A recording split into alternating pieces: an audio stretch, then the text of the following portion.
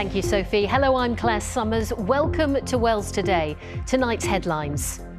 One of the world's most wanted men found living in Wales. A hearing will decide if Daniel Andreas Sandiego will be sent back to the US. After 20 years on the run, he was found living in this remote cottage. Yeah, the hearing got underway here at Westminster Magistrate Court this morning. Mr. Sandiego is as prime suspect in a series of bombings in the San Francisco Bay Area in 2003. Tonight, we will hear from FBI agents who heard he'd been detained after being found in the isolated cottage in North Wales. How did you get to Wales, of all the places on God's earth? Why did you end up there? And, then that would begin to, I think, answer some of those questions. Also tonight, tributes are paid to David Young from Holyhead, named as a victim of the funicular crash in Lisbon. An inquest hears gas could be smelt a fortnight before an explosion, which killed a 68-year-old man at his home in Swansea. And an emotional farewell from Geraint Thomas in the saddle for the final time in his home city. He says he's now looking forward to spending more time with his family in Cardiff. It's a big change, having lived on the Côte d'Azur for 13 years. It's going to take a bit of adjusting for the whole weather and everything, but it just feels right for all of us,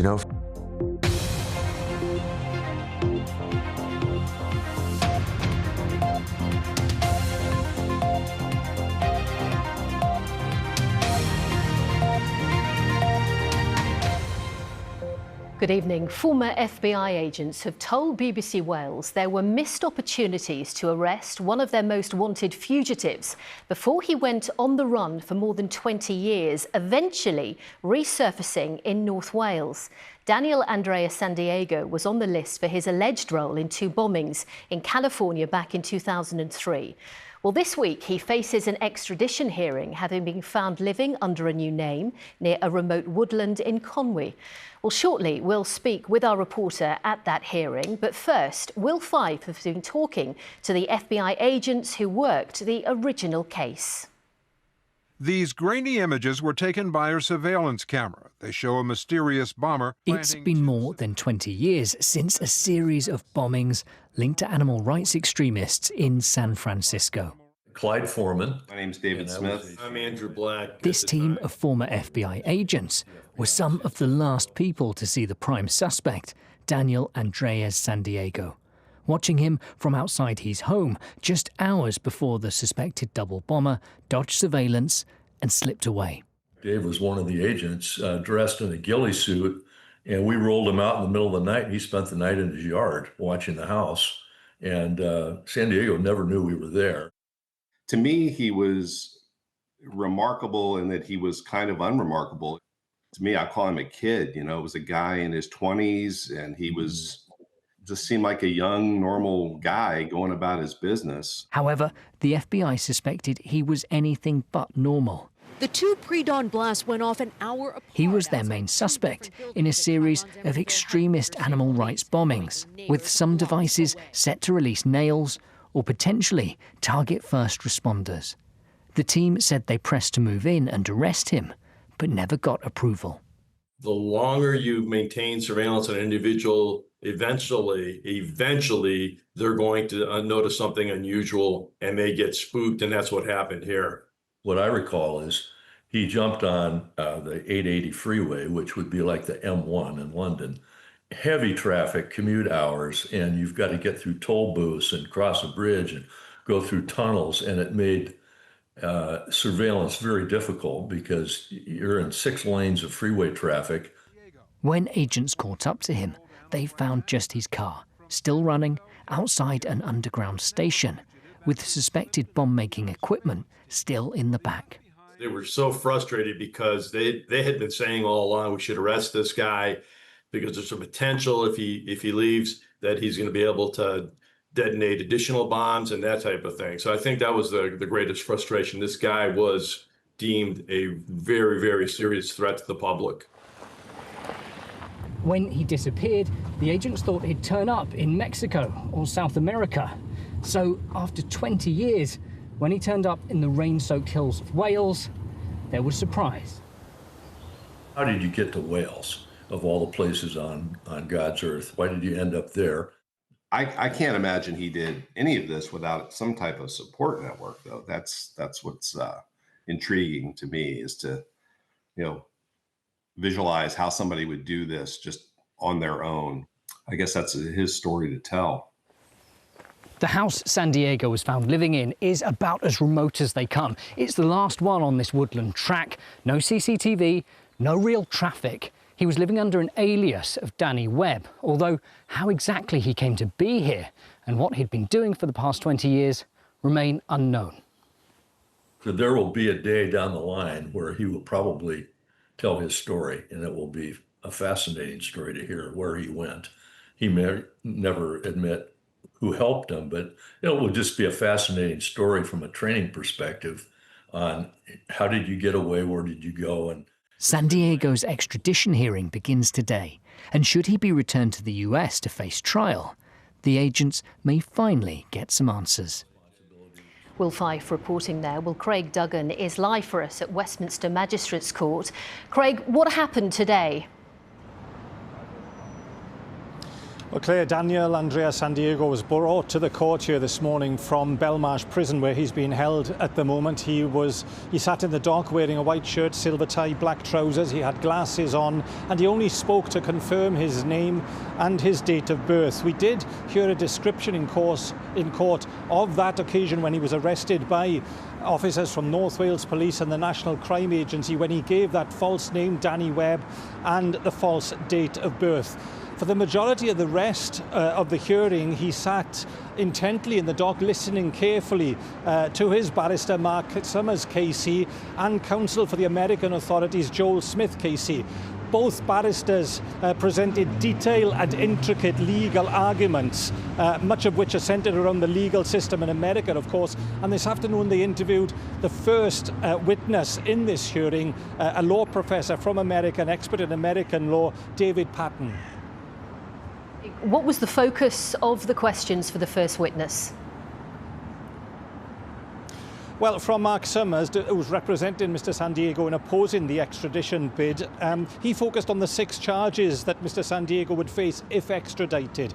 And he asked David Patton about charge stacking in America, where he said defendants can face a number of different charges for what effectively are the same conduct or actions, and these could lead to significantly higher sentences. And the example was given in Mr. San Diego's case of possibly up to 90 years in jail if found guilty of the charges. The specific charge he referenced was a charge of possession of a bomb for the purposes of bombing. Now, Mr. Patton agreed that some of the charges lack legal coherence and that there could be a risk of double jeopardy in this case. But when Mr. Patton was cross-examined, he was challenged by Joel Smith, who said, isn't it tenable that the charges could cover two bombings in the same case? He agreed with that analysis. Now, Mr. Patton will be questioned further as cross-examination continues and the hearing continues tomorrow. Craig in Westminster, thank you. Tributes have been paid to an 82-year-old man from Holyhead who's been confirmed as one of the victims of the Lisbon funicular crash last week. David Young was among 16 people who died when the funicular derailed and crashed into a building. Gareth Wynne-Williams has more. Lifelong transport enthusiast and former customs officer David Young has been named as the 3rd British victim of last week's crash in the Portuguese capital. Mr Young, who lived on Anglesey, enjoyed visiting heritage railways and tramways around the world, and in a statement today his family said it gave them comfort that his final moments were in pursuit of the hobby which gave him so much happiness. Here in Holyhead, where Mr Young had lived since 1980, there's a community that's been left in shock. I used to see him walking past doing his shopping to Asda and driving his little camper van. A lovely guy, died too soon now. You say 82, but 82 years young. Terrible tragedy. It's devastating news and heartfelt condolences to the family and friends of David Young. You know, it has a massive impact on the community in Holyhead and wider on the island as well. Over the weekend, Cheshire Police confirmed the other British victims were 36-year-old Kaylee Smith and her partner Will Nelson, aged 44. Lisbon's funicular railways have long been a popular tourist attraction, According to officials, a cable along the railway's route snapped, and while the brakemen tried to apply emergency brakes, they couldn't prevent the derailment. It's not known exactly what caused the crash last Wednesday, but with 16 dead and 20 more injured, investigations are ongoing. An inquest has heard how a man who died after competing in the Ironman Swansea triathlon in July was pulled from the water after getting into difficulty during the swim. 31-year-old Sam Buchan from Scotland was given mouth-to-mouth resuscitation on a support boat before being transferred to Morriston Hospital. He died 3 days later. A post-mortem recorded his cause of death as extranasal heat stroke, which caused a cardiac arrest. A full inquest will be held next March. A neighbour has told an inquest she could smell gas a fortnight before an explosion which killed a man in Morriston near Swansea. 68-year-old Brian Davis was found dead in the rubble after his house was demolished in the blast on Clydach Road in March 2023. Here's our reporter, Mallory Williams. A gas explosion that shook a street and the surrounding area of Morriston. This footage, filmed by a local resident, shows the rubble and ruin left on the 13th of March 2023. It's where 68-year-old Brian Davis's body was found after his home was completely demolished in the blast. It also destroyed half of the house next door. The woman who lived there gave evidence in the inquest. Neighbour Claire Bennett told the jury that she recalled smelling gas about a fortnight before the explosion. That smell, she said, didn't go away. On the morning of the blast, she said she heard a massive bang. The ceiling fell on her, and her son, who was upstairs at the time, flew from the building. The jury also heard from former postman Jonathan Roberts, who was on his round on Clydach Road when the explosion happened as he drove past the side of Mr Davis's house.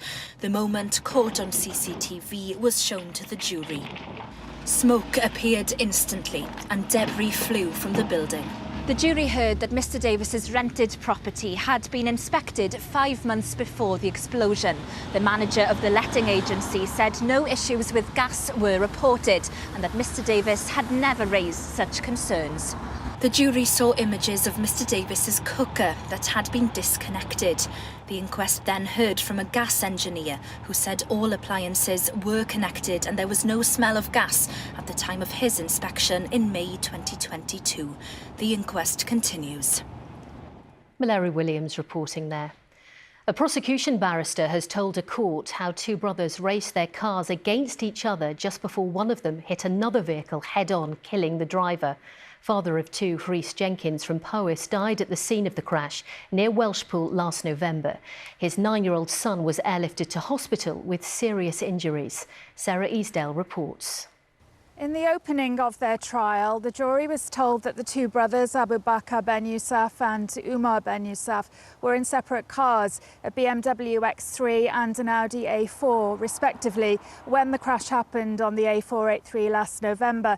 The prosecution barrister John Philpotts told the court several witnesses will be heard in the course of the trial who say they were tailgated and dangerously overtaken just before the crash by both cars. Mr Philpotts said they were effectively a car crash waiting to happen, and their manner of driving encouraged the other to drive in that way. They were racing, he said, and they were both responsible, even if only one of the vehicles, the BMW driven by Abu Bakr Ben Yousaf, was in the collision with Mr Jenkins' vehicle. Mr Philpotts told the court that Rhys Jenkins was driving his wife's Toyota Yaris entirely properly in the other direction with his son Johan in the passenger seat. The car was hit head-on by the BMW and Mr Jenkins died at the scene. Johan Jenkins was airlifted to Alderhay Children's Hospital with serious injuries. The prosecution said both defendants had left the scene when the police arrived and both were arrested at about 8 p.m. that evening near Welshpool. Well, both men, Abu Bakr Ben Yousaf and Umar Ben Yousaf, both deny causing death by dangerous driving, causing serious injury by dangerous driving and causing death whilst uninsured. The trial continues. Sarah Easdale, BBC Wales Today, Mould Crown Court. Now, there's plenty still to come on tonight's programme. The end of a remarkable career for former Tour de France champion Geraint Thomas. Back at home today as he brings down the curtain on his glittering career. And it's been a day of sunshine and showers, lightning strikes detected too. How is the rest of the week shaping up? Join me later for that full forecast.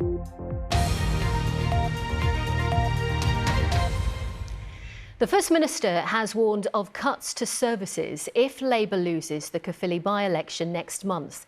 Eluned Morgan said defeat for Labour would make it more difficult for the Welsh Government to get its budget through the Senedd. Well, Caerphilly has been a safe Labour seat, but with the party trailing in the opinion polls, the First Minister said she was taking the threat posed by Reform UK very seriously. Daniel Davis reports. Did you make them? Could Labour's authority in the Senedd crumble? Losing this by-election would leave Eluned Morgan's government with fewer than half the seats. Sweeteners for opponents helped get a budget through last year, but a by-election defeat would make that even more difficult this winter, the First Minister warned. You must be concerned, though, that people are going to use this by-election to give Keir Starmer's government and yours a bloody nose.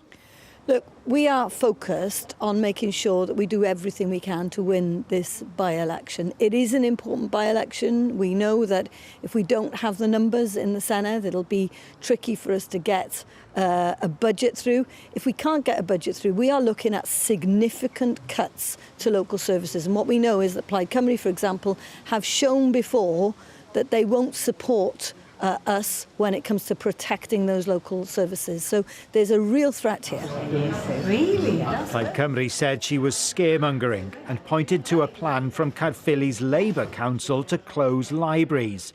But looking around this community centre with her candidate today, Eluned Morgan said it was Reform UK who Labour, in particular, were taking very seriously.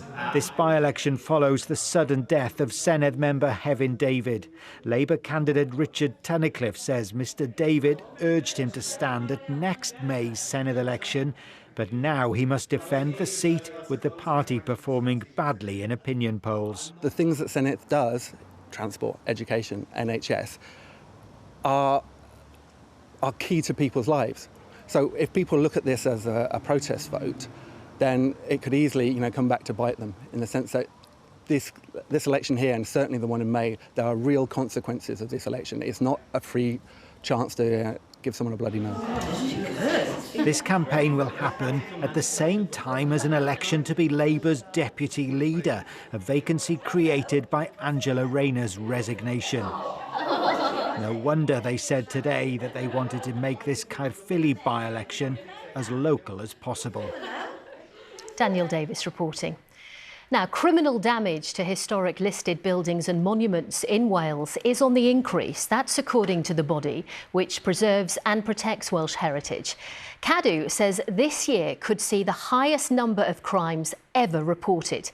Just this weekend, residents of the historic village of Ogmore by Sea near Bridgend were left shocked after names were carved into medieval stepping stones crossing the Iwenny River.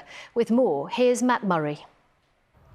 Dating back to medieval times, but now these stepping stones next to Ogmore Castle have been vandalised in recent days. Names have been cut deeply into 3 of the 41 stones crossing the Iwenny River. The ancient stones are listed as being of national importance by Cadw. It's criminal damage and is on the increase at historic sites like this. Unfortunately, we had a break-in through one of the windows. It's also impacted Neath Abbey this year. Signs damaged, grass torn up and used as a bike track. And as John Berry, Cadw's senior inspector of ancient monuments, explains, windows to the Undercroft were smashed and a Tudor exhibition vandalised. The interpretation that had been put in here for safekeeping has just been, mindlessly destroyed. And, again, it's the expense to the public purse. John says there are 40 to 50 incidents a year of heritage crime at their sites.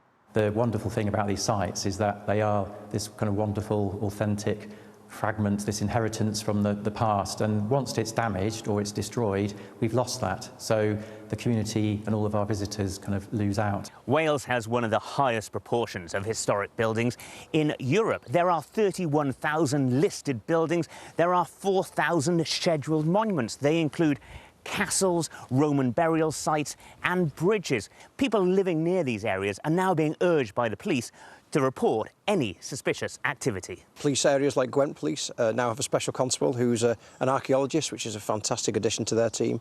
But also as well having our cadets involved in training and patrolling these different areas. But also education is really, really important to the public and the police alike. So everyone's aware of the problem and actually how we can prevent it from happening in the first place. A social media influencer took to TikTok to show graffiti at Bryn Celli Ddu, with more than 40 marks painted inside the passage and tomb, including finger and handprints. It is not a place to leave our marks in them in the modern It's one of the best-known Neolithic sites in Wales. Rhys Moyn is an archaeologist and also conducts tours of the site. Having a connection that leaves nothing but a footprint, takes nothing but a photograph. That's the key. Leave it as it is, leave it as it was. It's done quite well. Some of these monuments have done quite well for 5,000 years. Graffiti covers this medieval masonry at St David's Bishop's Palace in Pembrokeshire. The Welsh Government say heritage crime is more than vandalism. It's a loss of our history, but reporting it can help protect Wales's past for future generations.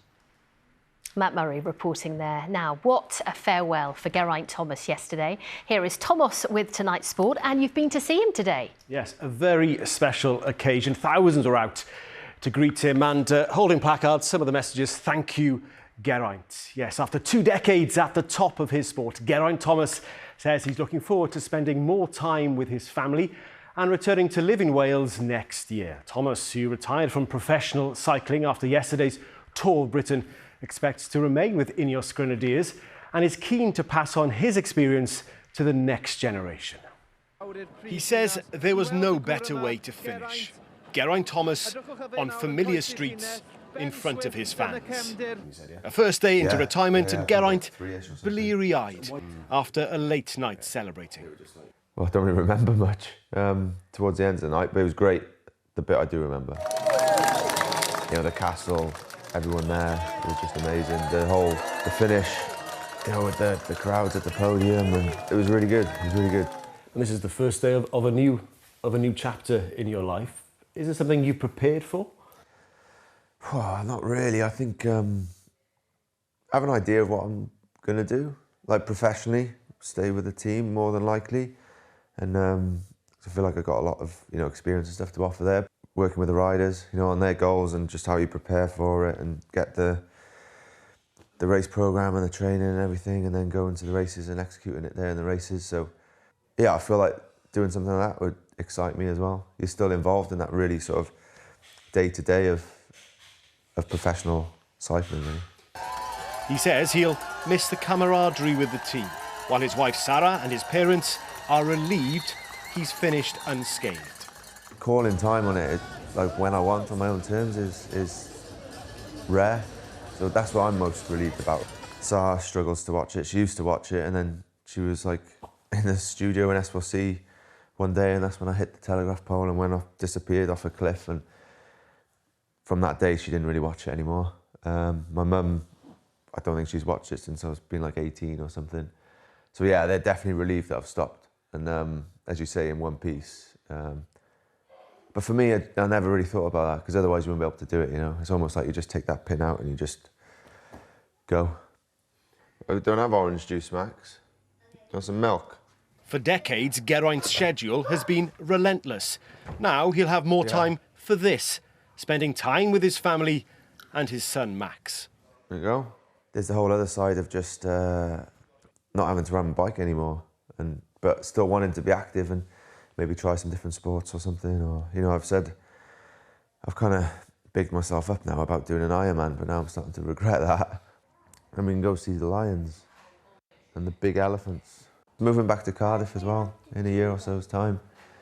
It's a big change, you know, having lived on the Côte d'Azur for 13 years. It's going to take a bit of adjusting for the whole weather and everything, but it just feels right for all of us, you know, for Sarah, for me, and for Max, really, to come home and, you know, be around family more and send him to Pencae, Welsh school. So I've definitely got to learn now because I can't have him speaking to Sarah, be on my back, can I? So, yeah, it's just like, as you say, a new chapter. It's just like, I'm looking forward to new things now. Geraint, we wish you well. Diolch yn fawr. Thank you. Thank you. Cheers. Yeah, what a career. To football now, and manager Craig Bellamy says he'd like to have a sellout crowd for tomorrow's friendly against Canada. Wales play at the Swansea.com stadium for the first time in more than a decade. Around 14,000 tickets have been sold so far. It's really important for me, I have to be honest, because I believe it adds to our players, but it helps them. But I believe national teams, countries like us, should be playing in front of full stadiums. And I don't know, might be pushing it, but I expect that tomorrow. And the game is live here on BBC One Wales at 7:30 tomorrow. Commentary too on Radio Wales and Radio Cymru. A full check on the weather forecast for Wales, and Sabrina is with us tonight. Hello. Thanks, Thomas. Good evening, Gol. Well, it's been a pretty mixed day out there. Sunshine and scattered heavy showers. I think the rest of the week, generally speaking, does look to be pretty unsettled with showers or longer spells of rain. I think those winds will pick up at times too, especially if you're close to the Irish Sea coast. And I think the temperatures will take a little bit of a tumble later on in the week. So here's our lightning tracker and rainfall radar today. You can see lightning strikes push their way northeastward. So yes, we did have quite active showers out there. On top of the thunderstorms, we also saw some hail. This picture taken by our weather watcher in Llandrindod, Wales. And at the moment, actually, we still have some active showers out there. So 2 clusters at the moment. So one over the Swansea, Bridgend, Neath Port Talbot area. I suspect there's going to be some hailstones around. And then another one over Eryri, extended into parts of Powys. So this evening, yes, we'll continue to see some of those heavy thundery downpours. I think the showers will retreat more to westernmost areas overnight. That's because the winds change direction. Again, some of these could be on the sharp side. Further east, where we have some drier, clearer conditions, those temperatures will tumble tonight. So overnight lows in towns and cities 7 to 11 Celsius, even cooler in the countryside. And where there's sufficient moisture and some light winds, some patchy mist and fog is also likely. Into our Tuesday forecast then, we're starting off with showers mainly in the west. As the day wears on, more in the way of showery rain for parts of the south in particular, so for a time this could be fairly persistent.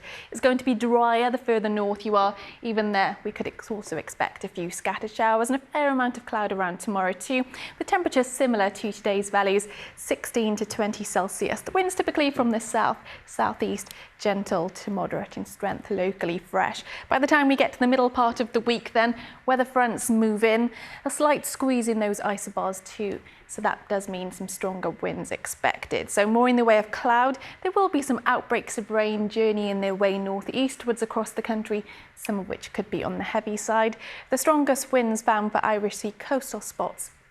And given the cloud, rain and some stronger winds, those temperatures a little bit lower, up to about 15 to 19 Celsius. By the time we get to Thursday then, blustery scattered showers, once again the risk for some thunderstorms. Friday, I think at the moment looks fairly similar. Into the weekend, Saturday, your drier day of the weekend, but even then there's going to be some wet weather around. And then Sunday into Monday, a deeper area of low pressure. Expect stronger winds, perhaps some gale force winds and more wet weather. Claire. Sabrina, thank you very much. Before we go, a reminder of our main story tonight. One of the world's most wanted men found living in Wales. This week, a hearing will decide if Daniel Andreas Sandiego will be sent back to the US after being found living in this remote cottage in North Wales after 20 years on the run. I'll be back with an update for you after the 10 o'clock news. But that is Wales Today from me and all of us here on the team. Thanks for watching. Good night.